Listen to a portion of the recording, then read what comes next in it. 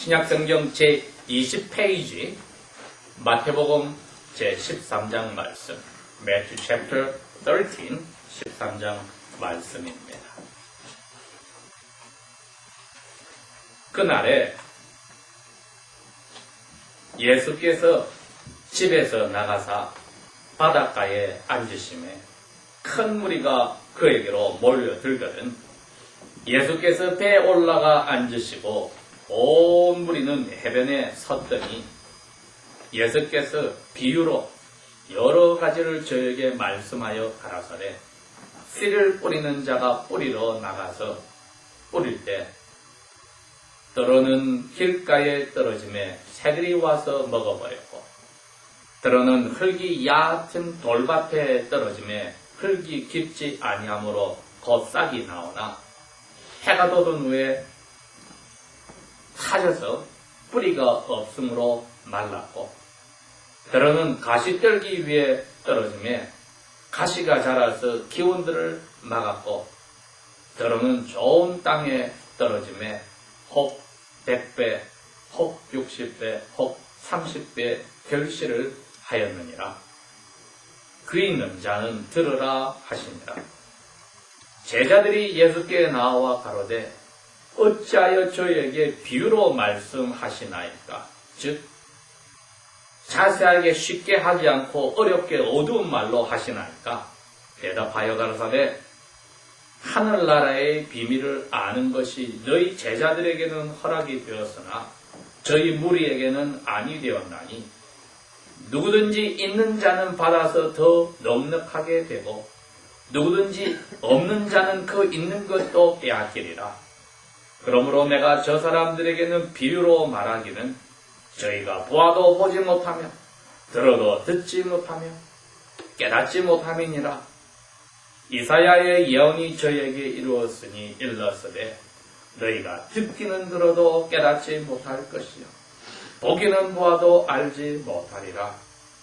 이 백성들의 마음이 아주 악하여져서 그 귀는 듣기에 아주 둔하여지고 눈은 감았으니 이는 눈으로 보고 귀로 듣고 마음으로 깨달아 돌아서서 나에게 고침을 받을까 두려워함이라 하였느니라. 그러나 너희 눈은 봄으로서 너희 귀는 들음으로써 복이 있도다. 내가 진실로 너희에게 이르노니 많은 선지자들과 의인들이 너희 지금 보는 것들을 보고자 하여도 보지 못하고 너희 지금 듣는 것들을 듣고자 하여도 듣지 못하였느니라. 그런즉 씨 뿌리는 이 비유를 들으라.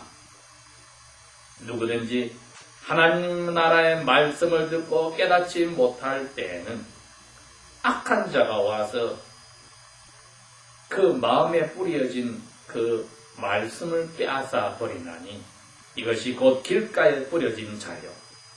돌밭에 뿌리워졌다는 것은 말씀을 듣고 즉시로 기쁨 받으나 그 속에 뿌리가 없이 잠시 견디다가 말씀 때문에 어려운 일이나 핍박이 일어나는 때에는 곧 넘어지는 자요. 가시떨기들 사이에 뿌리웠다는 것은 말씀을 들으나 이 세상 사는데 염려와 돈의 큰 유혹에 말씀이 막혀서 열매를 맺지 못하는 자요.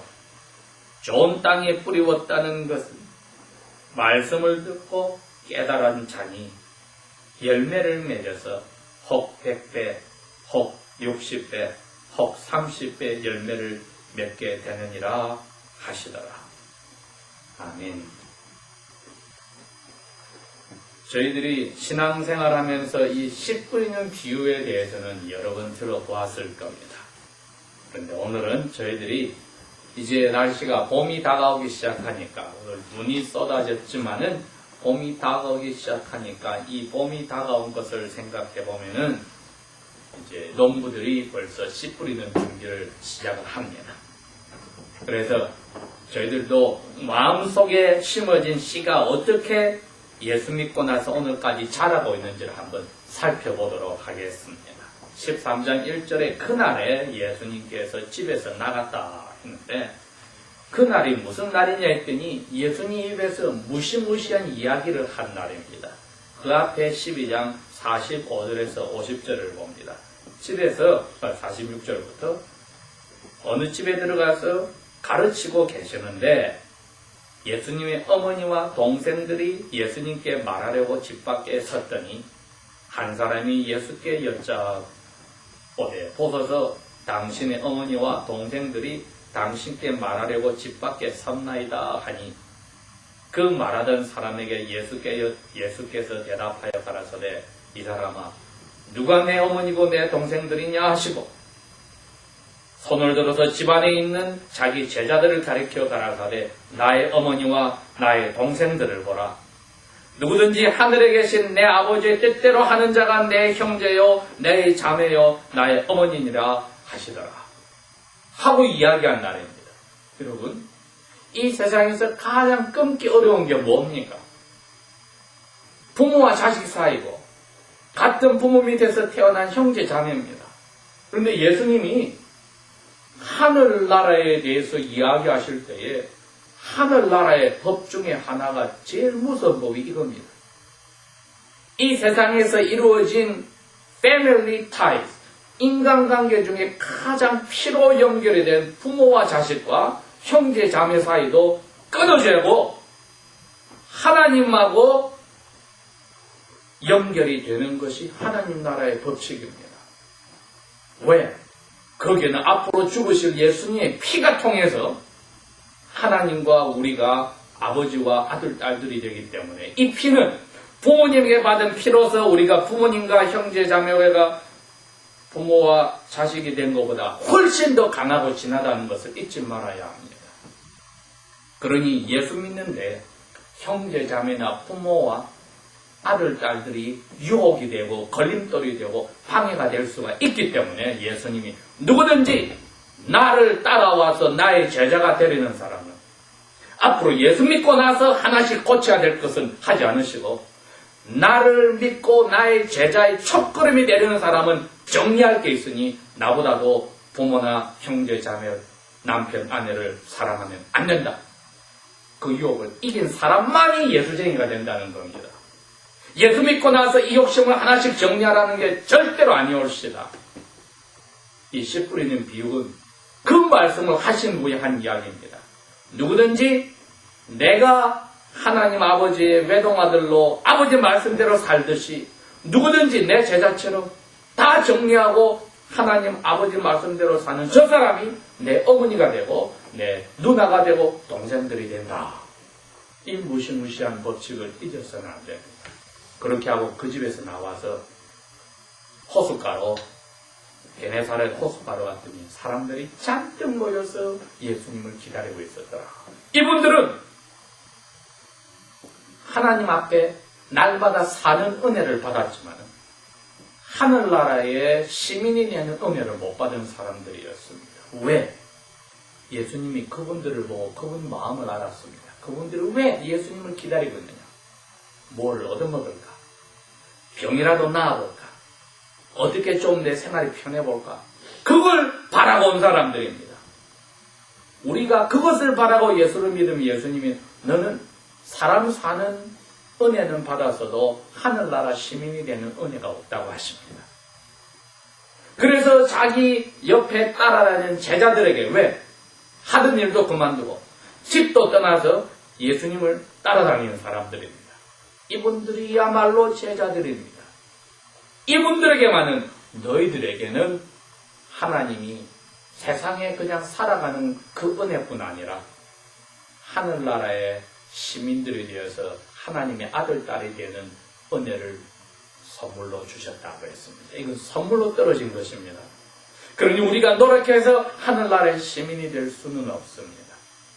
미국 땅에 저희들이 이 땅에서 태어나면 자동적으로 시민이 되지만은 다른 나라에서 우리처럼 이민으로 온 사람은 나중에 자기가 이 나라의 시민이 되겠다고 영주권을 받고 나서 5년이 지나고 나면은 누구든지 신청해서 심사를 받아서 이 나라의 첫 번째 로열티, 자기 본국이 우리를 들으면 한국하고 미국하고 전쟁이 붙었을 때 미국 편에 서서 한국하고 싸울 사람만 시민이 되라고 약속을 한 사람만이 미국의 시민이 되는 것입니다. 그게 내추럴라이제이션입니다, 여러분.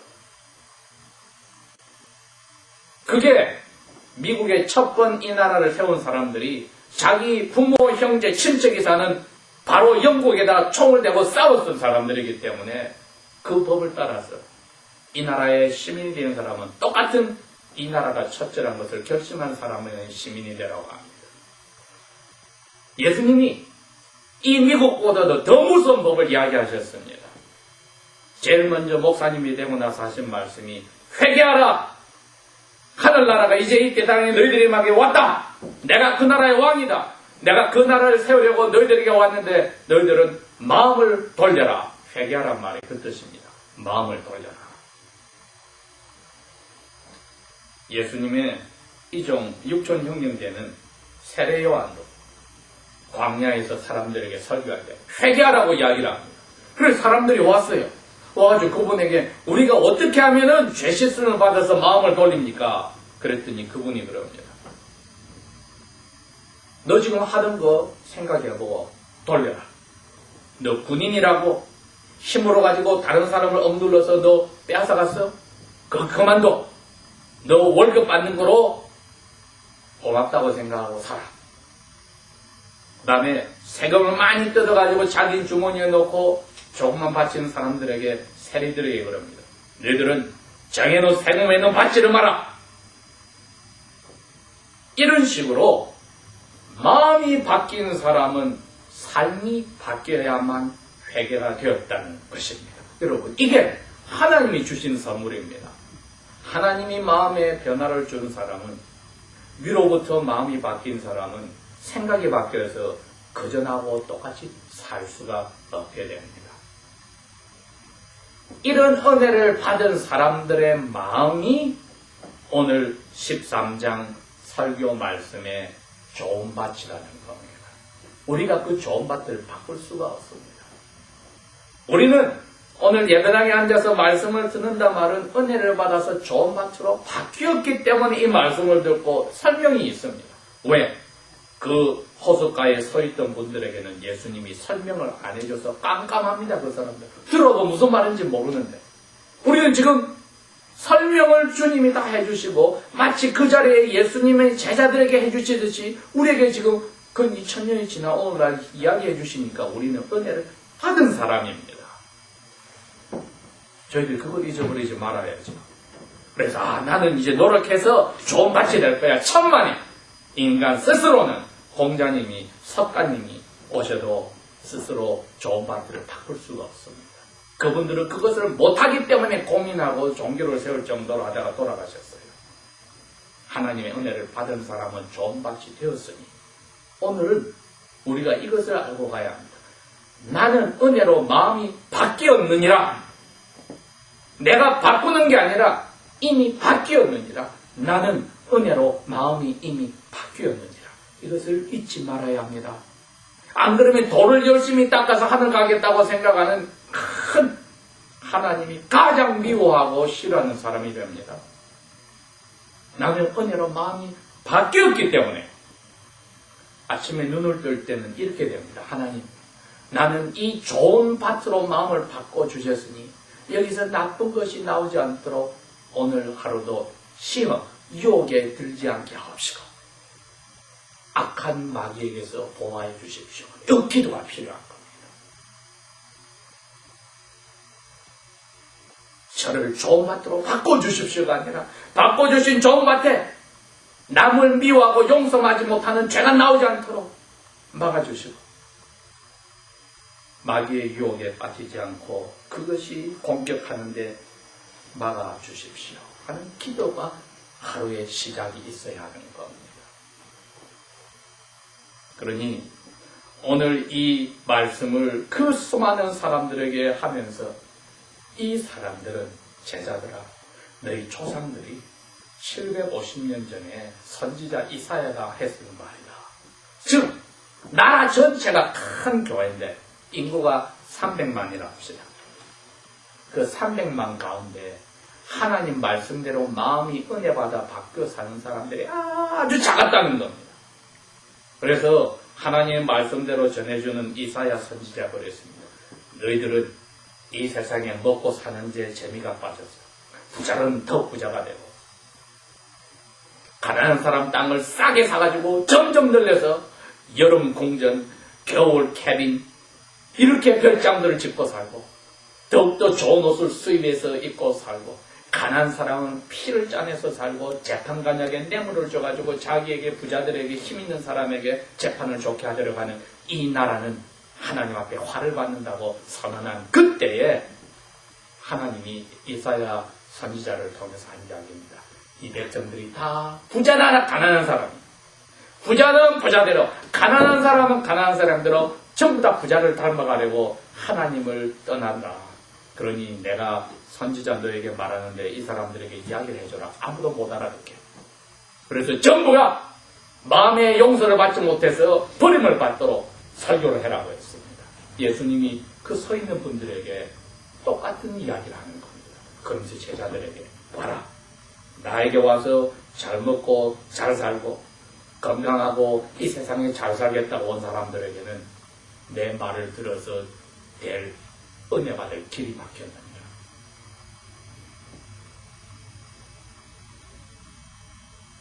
예수님을 열심히 믿으려는 사람은 하는 일이 망할 수가 있고 몸이 망가질 수가 있고 가정이 깨어질 수가 있고 그래도 마음은 하늘 가는 길에서 변하지 않을 때에 사람들이 그렇게 살아서는 안 된다고 그렇게 살아서는 돈도 벌지 못하고 그렇게 살아는 자녀 교육을 그렇게 시켜서도 되지 않는다고 말할 때에 우리는 마음속에 성령님이 하신 말씀을 기억해야 합니다. 이 세상 마지막이 다가오면 그리스도의 말씀대로 그리스도를 닮아가려고 하는 사람은 모든 사람들에게 심지어 예수 믿는 사람들에게도 욕을 얻고 핍박을 받고 오해를 받고 손가락질을 받으리라. 우리가 그 자리로 들어갈 때는 제대로 된 겁니다. 예수님이 자기 제자들에게 그럽니다. 너희들에게는 은혜를 많이 받은 너희들에게는 또 이 말씀을 알 수 있는 은혜가 또 주어졌다. 그러나 은혜를 받고도 거절한 저 사람들에게는 있는 것까지 빼앗겨서 내 말을 들을수록 더 큰 죄를 짓게 된다. 왜? 그대로 살지 못하니까 몰라서. 오늘 씨 뿌리는 비유는 아주 간단한 겁니다. 사람 마음이 밭이라는 겁니다. 듣는 귀가 밭이라는 겁니다. 하나님의 말씀이 씨입니다. 그런데 네 가지 종류의 밭이 있더라. 돌밭이 있고 그 다음에 길가리가 있고 그 다음에 가시덤불이 엉켜있는 밭이 있고 깨끗한 밭이 있는데 한 곳에 떨어진 것만 자라나서 30배, 60배, 100배의 곡식들이 맺혔다. 나머지는 안 맺히더라. 왜? 맹탕 앉아있으니까 마귀가 기다렸다가 귀로 들어가자마자 들어와서 빼가버리고 새들이 먹었다는 뜻이 있어요. 그 다음 돌밭이라는 것은 야 이거 참 좋은 거네 하고 기뻐하지만은 오래 못 간다. 왜? 돌 밑에 흙이 없어요. 돌 위에. 그러니 밑으로 못 내려가니 더 빨리 나와서 더 예수 믿는 것처럼 펄쩍 뛰고 즐거워하는 것 같은데 예수 믿으면 손해라 하는 일이 생기니까 시어머니가 막아 남편이 싫어해 아내가 싫어해 막 친구들이 따돌려 일이 안 돼. 문제가 생겨. 집이 불이 타. 그러니까 안 돼. 이거 예수 믿어서 안 되겠다. 하고 그만둔 사람. 세 번째는 가시덤불 밑에 떨어졌을 때에 가시덤불이 더 잘 자라고 이것들은 천천히 자라서 가시덤불에 힘에 묶였다. 그건 여기 예수님 그랬어요. 세상 사는데 오만 걱정 때문에 가시덤불 같은 걱정. 두 번째 더 무서운 것은 돈 버는 것 때문에 마음이 가시덤불처럼 엉켜서 열매를 못 맺었다. 하나님이 은혜 주신 대로 바뀐 생활을 못했다는 겁니다. 우리가 날마다 이 가시덤불 같은 게 나오는 것을 막아달라고 기도를 해야 합니다. 은혜 받은 마음이 씨가 금방 30배, 60배, 100배의 열매를 맺는 삶은 하늘에 계신 아버지의 뜻대로 무슨 어려운 일이 있어도 아무리 사람들이 꼬시고 유혹이 들어와도 나는 부모 형제가 남편과 아내가 내 자녀들이 하나님 뜻대로 사는데 시비를 걸고 꿰어서 넘어가게 하더라도 안 넘어가겠다 하늘에 계신 내 아버지의 뜻대로 끝까지 지키는 제자들 너희들이 나의 어머니고 형제 자매들이라는 말씀이 바로 이 뜻입니다. 30배, 60배, 100배 열매를 맺었다는 것은 하나님의 아들, 딸로서 그 길을 하나님의 뜻을 배반하지 않고 사람의 형제관계, 부모관계에 얽혀서 부부관계에 얽혀서 빠져나가지 않고 인간의 명예와 돈과 그 모든 것에 빠져나가지 않고 하늘 가는 길에서 아버지의 뜻대로 꾸준히 가는 사람이 마음이 은혜 받아서 바뀌어서 날마다 열매 맺는 삶이니 나는 이미 은혜로 마음이 바뀌었느니라는 것을 결심하고 꼭 마음에 잊지 말아야 합니다.